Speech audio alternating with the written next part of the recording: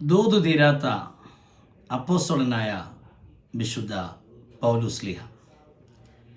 2 Timothy chapter 4, 2 തിമോത്തിയോസിൻ്റെ ലേഖനം 4-ാം അധ്യായം 12-13 വാക്യങ്ങൾ. തിഹിക്കോസിനെ ഞാൻ എഫെസോസിലേക്ക് അയച്ചിരിക്കുന്നു. ഞാൻ ത്രോവാസിൽ കർപ്പോസിൻ്റെ പക്കൽ വെച്ചേച്ചു പോന്ന പുതപ്പും പുസ്തകങ്ങളും വിശേഷ ചർമ്മലിഖിതങ്ങളും നീ വരുമ്പോൾ കൊണ്ടുവരിക. വളരെ പ്രധാനപ്പെട്ട ഒരു വചനമാണ് ഞാൻ കർത്തൃദാസന്മാരുമായി ഷെയർ ചെയ്യുവാൻ കർത്തൃനാമത്തിൽ ആഗ്രഹിക്കുന്നത്. പൗലോസിൻ്റെ ജീവിതത്തിൻ്റെ ഏറ്റവും അവസാനത്തെ സമയം താൻ ചിലവഴിച്ചത് റോമിലായിരുന്നു. അപ്പോസ്തല പ്രവൃത്തികളുടെ പുസ്തകം 27-ാം അധ്യായത്തിൽ അദ്രിയ കടലിൽ കൂടി തന്നെ കൊണ്ടുപോയി റോമിലെത്തിച്ചു. 2 വർഷത്തോളം താൻ വീട്ടുതടങ്കലിൽ എന്ന് പറയുന്നതിൽ തെറ്റില്ല, പട്ടാളക്കാരുടെ നടുവിൽ വിഘ്നം കൂടാതെ കർത്താവിൻ്റെ വചനം പ്രസംഗിച്ചു. അവസാനം താൻ ജയിലിൽ അടയ്ക്കപ്പെട്ടു. ഏറ്റവും അവസാനമായി തിമോത്തിയോസിന് താൻ അവിടെ കിടന്നുകൊണ്ടൊരു ആലേഖനം ചെയ്യുകയാണ്. അതാണ് 2 തിമോത്തി. ലുസ്ത്രയിൽ വെച്ച് കല്ലേറ് കൊണ്ടപ്പോൾ അതേ ലുസ്ത്രയിൽ 2-ാം മിഷണറി യാത്രയിൽ ചെല്ലുന്ന സമയത്ത് ദൈവം തനിക്ക് കൊടുത്ത ഡിസൈപ്പിളാണ് തിമോത്തിയോസ്. എവിടെ പ്രോസിക്യൂഷൻ ഫേസ് ചെയ്തോ അവിടെ ഒരു തിമോത്തിയെ ദൈവം കൊടുക്കുകയാണ്. അന്ന് മുതൽ തിമോത്തി തൻ്റെ കൂടെ കർത്താവിൻ്റെ വേലയിൽ അത്യധ്വാനം ചെയ്യുന്നു. എബ്രായ ലേഖനം അവസാനിക്കുമ്പോൾ തിമോത്തിയോസ് തടവിൽ നിന്ന് ഇറങ്ങിയെന്ന് അറിവീൻ എന്നുള്ള ഉപസംഹാരത്തോടു കൂടെയാണ് താൻ എബ്രായ ലേഖനം ഉപസംഹരിക്കുന്ന വേള ദൈവവചനത്തിൽ നമ്മൾ വായിക്കുന്നു. തിമോത്തിയോസ് തൻ്റെ മനസ്സിനെ തണുപ്പിച്ചവനായിരുന്നു, മനസ്സിനെ മടിപ്പിച്ചവൻ അല്ലായിരുന്നു. തന്നെക്കുറിച്ച് ലീഡറാകുന്ന അപ്പോസ്തലനാകുന്ന പൗലോസ് ഒരു ഡിസൈപ്പിളിനെ കുറിച്ച് പറയുന്ന വളരെ പ്രത്യേകതയുള്ള കുറേ കാര്യങ്ങളുണ്ട്. തിമോത്തിയോസ് എൻ്റെ കൂട്ടുവേലക്കാരനാണ്, വിശ്വസ്തനാണ്, അവൻ എന്നെപ്പോലെ കർത്താവിൻ്റെ വേല ചെയ്യുന്നവനാണ്, എൻ്റെ മനസ്സ് തണുപ്പിച്ചവനാണ്, അവൻ നിങ്ങളുടെ മനസ്സ് തണുപ്പിക്കും. ഫിലിപ്പിയർ ലേഖനം 2-ാം അധ്യായത്തിൽ പറയുന്നത് ലൈക്ക് മൈൻഡഡ്, ഒരേ മനസ്സുള്ളവൻ എന്നാണ് തിമോത്തിയെക്കുറിച്ച് വായിക്കുന്നത്. എനിക്ക് അതുപോലെ വേറൊരു ശിഷ്യൻ ഇല്ല, അവൻ എന്നെപ്പോലെ തന്നെ കർത്താവിൻ്റെ വേലയിൽ അധ്വാനിക്കുന്നു. ഈ തിമോത്തിയോസിന് 2-ാം ലേഖനത്തിൽ താൻ കൊടുക്കുന്ന ഒരു ദൂത്, കൃപാവരങ്ങളെക്കുറിച്ച് താൻ ഈ 2 തിമോത്തിയിൽ പറയുന്നുണ്ട്. എത്ര പ്രായം ചെന്നാലും കൃപാവര ശുശ്രൂഷ ഇട്ടേച്ച് നീ ഒരു ശുശ്രൂഷ നിർവഹിക്കരുത്. എൻ്റെ കൈവപ്പിനാൽ നിന്നിലുള്ള ദൈവത്തിൻ്റെ കൃപാവരം ജ്വലിപ്പിക്കണം. നിനക്ക് വീട് കിട്ടിയ വിശ്വാസത്തെക്കുറിച്ച് പറയുമ്പോൾ വലിയമ്മയിൽ തുടങ്ങി അമ്മ വഴി നിനക്ക് കിട്ടി എന്ന് 1-ാം അധ്യായത്തിൽ താൻ ഓർപ്പിക്കുന്നു. 2-ാം അധ്യായത്തിൽ എൻ്റെ കൃപയിൽ, ദൈവത്തിൻ്റെ കൃപയിൽ നീ ശക്തിപ്പെട്ടോണം എൻ്റെ മകനെ എന്ന് പറഞ്ഞ് താൻ തുടങ്ങുകയാണ്. ആ ശക്തിപ്പെട്ടതിന് ശേഷം വിശ്വസ്ത മനുഷ്യരെ ഭരമേൽപ്പിക്കേണ്ടതിനായി നീ മറ്റുള്ളവരെ ഉപദേശിക്കണം, അങ്ങനെ അടുത്ത ജനറേഷനെ നീ പൊക്കിയെടുക്കണം. താൻ തൻ്റെ ദൗത്യം ഏൽപ്പിക്കുകയാണ്. ഏറ്റവും അവസാന ലേഖനം, അവസാന ചാപ്റ്റർ 4-ാം അധ്യായം വളരെ വിലപ്പെട്ടതാണ്. കാരണം തൻ്റെ മരണവിവരം സൂചിപ്പിച്ചുകൊണ്ട് പൗലോസ് 4-ാം അധ്യായം ആലേഖനം ചെയ്യുകയാണ്. ഞാനോ ഇപ്പോൾ പാനീയാഗമായി ഒഴിക്കപ്പെടുന്നു, എൻ്റെ നിര്യാണ കാലവും അടുത്തിരിക്കുന്നു. ദൈവ വചനത്തിൽ നമ്മൾ വായിക്കുന്നു. തന്നെ രക്തസാക്ഷിത്വ മരണം വരിക്കുമെന്നുള്ളതിനെക്കുറിച്ച് വളരെ വ്യക്തമായ ധാരണ പരിശുദ്ധാത്മാവിനാൽ തനിക്ക് ലഭ്യമായിരുന്നു. അതുകൊണ്ടാണ് അപ്പോസ്തല പ്രവൃത്തി 20-ാം അധ്യായത്തിൽ അറസ്റ്റഡ് ഇൻ ദ സ്പിരിറ്റ്, ഞാൻ ആത്മാവിൽ അറസ്റ്റ് വരിക്കപ്പെട്ടവനായി ജെറുസലേമിലേക്ക് പോകുന്നു, ബന്ധനങ്ങളും കഷ്ടങ്ങളും എന്നെ കാത്തിരിക്കുന്നു എന്നുള്ളതല്ലാതെ അധികം മറ്റൊന്നും സംഭവിക്കുന്നതായിട്ട് പരിശുദ്ധാത്മാവ് ഇപ്പോൾ എന്നോട് പറയുന്നില്ല. പക്ഷേ ഞാൻ ആത്മാവിൽ ബന്ധിക്കപ്പെട്ടവനായി പോകുക, എങ്കിലും ഞാൻ എൻ്റെ ആത്മാവിനെ വിലയേറിയതായി എണ്ണുന്നില്ല എന്ന് പറഞ്ഞുകൊണ്ട് താൻ മിലേത്തോസിൽ വെച്ച് എഫെസോസിലെ വേലക്കാരെ എൻകറേജ് ചെയ്യുന്നത് അപ്പോസ്തല പ്രവൃത്തി 20-ാം അധ്യായത്തിൻ്റെ പ്രത്യേകതയാണ്. ഏറ്റവും അവസാനം പൗലോസ് തിമോത്തിയോസിന് ലേഖനം എഴുതുന്ന സമയം ഞാൻ നല്ലപോലെ പൊരുതിയെന്നും ഓട്ടം തികച്ചെന്നും വിശ്വാസം കാത്തെന്നും താൻ 7-ാം വാക്യത്തിൽ ആലേഖനം ചെയ്യുന്നു. 6, 7, 8, 9 വളരെ പ്രത്യേകതയുള്ള വാക്യങ്ങളാണ്. ആ 4-ാം അധ്യായം 9-ാം വാക്യം വായിക്കുമ്പോൾ താൻ പറയുന്നുണ്ട്, നീ വേഗത്തിൽ എൻ്റെ അടുക്കൽ വരുവാൻ ഉത്സാഹിപ്പിൻ എന്ന് വെച്ചാൽ അത്രയും അടുത്ത് താൻ മരണത്തെ മുഖാമുഖമായി ഫേസ് ചെയ്യാൻ പോകുകയാണ്. താൻ തൻ്റെ കർത്താവിൻ്റെ അടുക്കിലേക്ക് വിട്ടുപിരിഞ്ഞു പോകാൻ സമയമായിരിക്കുകയാണ്. അതുകൊണ്ടാണ് വേഗത്തിൽ എൻ്റെ അടുക്കൽ വരണമെന്ന് പൗലോസ് തിമോത്തിയോസിന് എഴുതുന്നത്. 6-ാം വാക്യം ഞാൻ രക്തസാക്ഷിത്വ മരണം വരിക്കാൻ പോകുന്നു.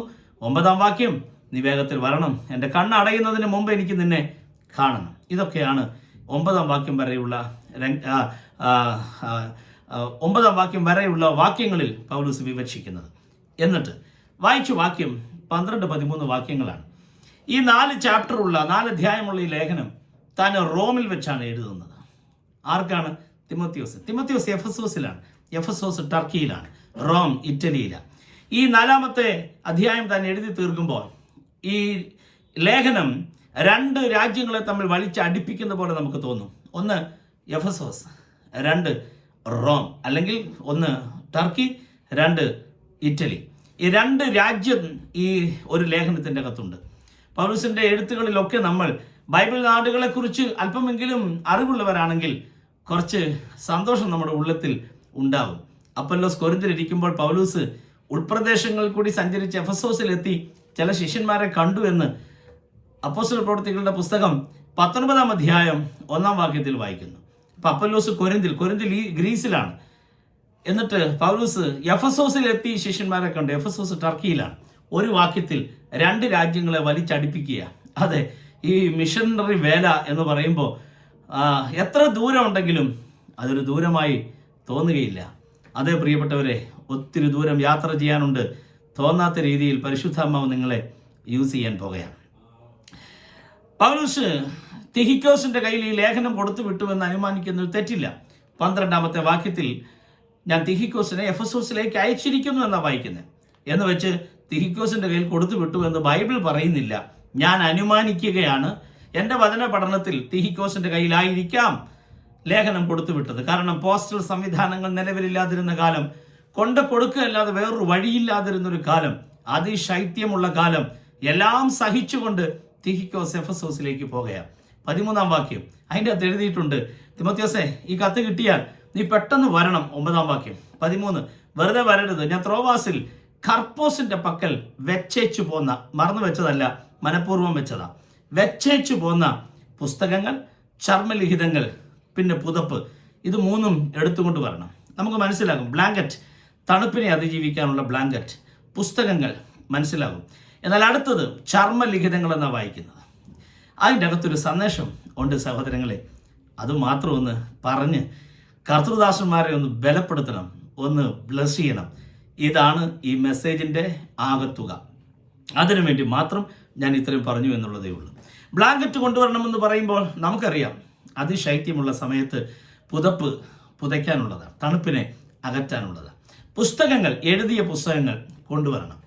3-ാമത്തത് ചർമ്മലിഖിതങ്ങൾ എന്ന് വെച്ചാൽ എനിക്ക് കുറച്ചും കൂടി ദൂതുണ്ട് എഴുതി തീർക്കുവാൻ. ചർമ്മലിഖിതങ്ങളെ നീ കൊണ്ടുവരണം. ഇത്രയും എഴുതിയിട്ട് ദൂത് തീരാത്ത ഒരു ദൈവമനുഷ്യൻ. തിരിച്ചറിയുക പ്രിയപ്പെട്ടവരെ.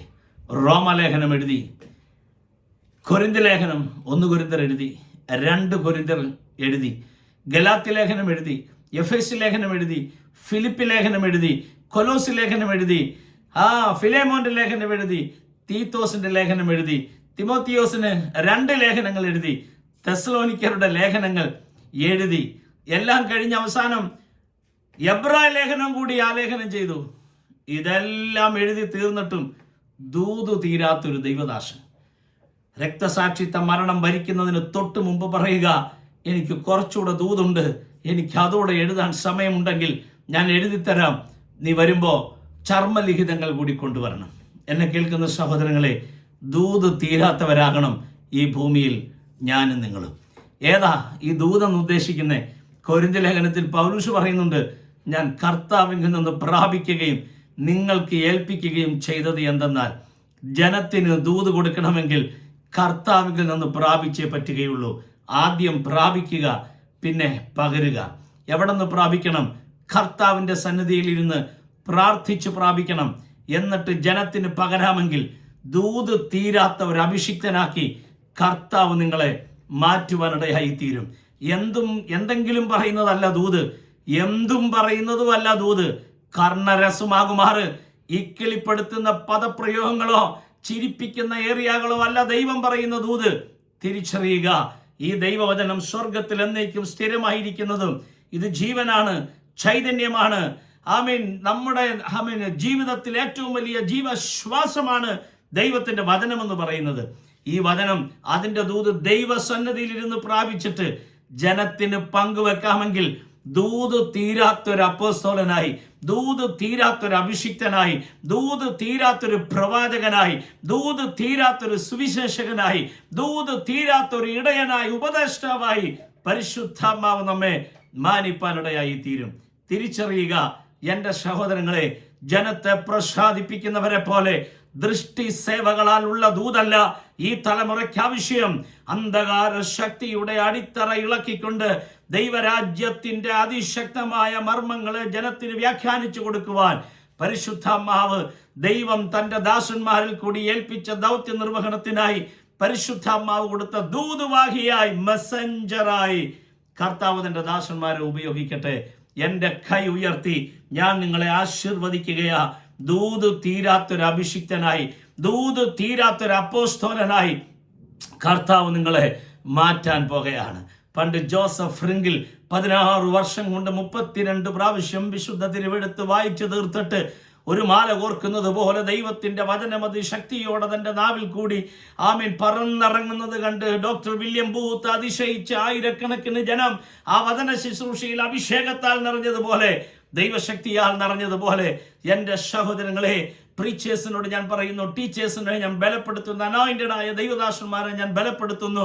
രാജ്യങ്ങളെ മുഴുവൻ ദൈവവചനം കൊണ്ട് നിറയ്ക്കുവാൻ ദൂത് തീരാത്തൊരു അപ്പോസ്തലനാക്കി, അഭിഷിക്തനാക്കി കർത്താവ് നിങ്ങളെ മാറ്റട്ടെ.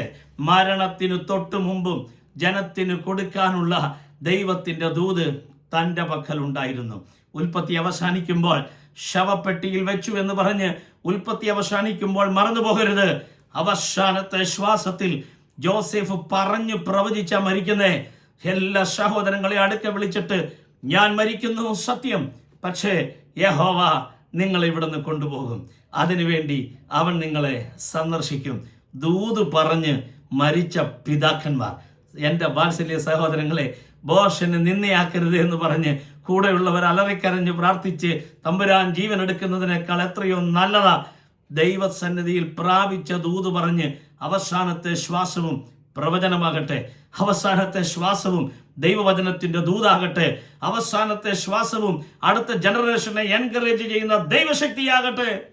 ഓ ഹല്ലേലൂയ. കഴിഞ്ഞ ദിവസം നിത്യതയിൽ പ്രവേശിച്ച ജിമ്മി സ്വാഗർട്ട് എന്ന കർത്തൃദാസൻ, 90-91 വയസ്സ് പ്രായമുള്ള ദൈവദാസന്റെ ഏറ്റവും അവസാനത്തെ സന്ദേശം എത്ര ഘനഗാംഭീര്യമുള്ളതായിരുന്നു. ആ ശബ്ദത്തിൽ പോലും ഒരു അതോറിറ്റി ഉണ്ടായിരുന്നു. അത് സഹോദരങ്ങളെ, വെറുതെ ആയി പോകരുത്. ദൂത് തീരാത്ത ഒരഭിഷിക്തനായി, ഒരപ്പോസ്തലനായി ഈ തലമുറയ്ക്ക് വേണ്ടി കർത്താവ് നിങ്ങളെ യൂസ് ചെയ്യട്ടെ എന്ന് ആത്മാർത്ഥമായി നിങ്ങളെ ബ്ലസ് ചെയ്തുകൊണ്ട് ഞാൻ എൻ്റെ വാക്ക് ഉപസംഹരിക്കുന്നു. അതെ, നീ വരുമ്പോൾ ചർമ്മലിഖിതങ്ങളും പുസ്തകങ്ങളും പുതപ്പും നീ കൊണ്ടുവരണം. May God bless you all. Amen.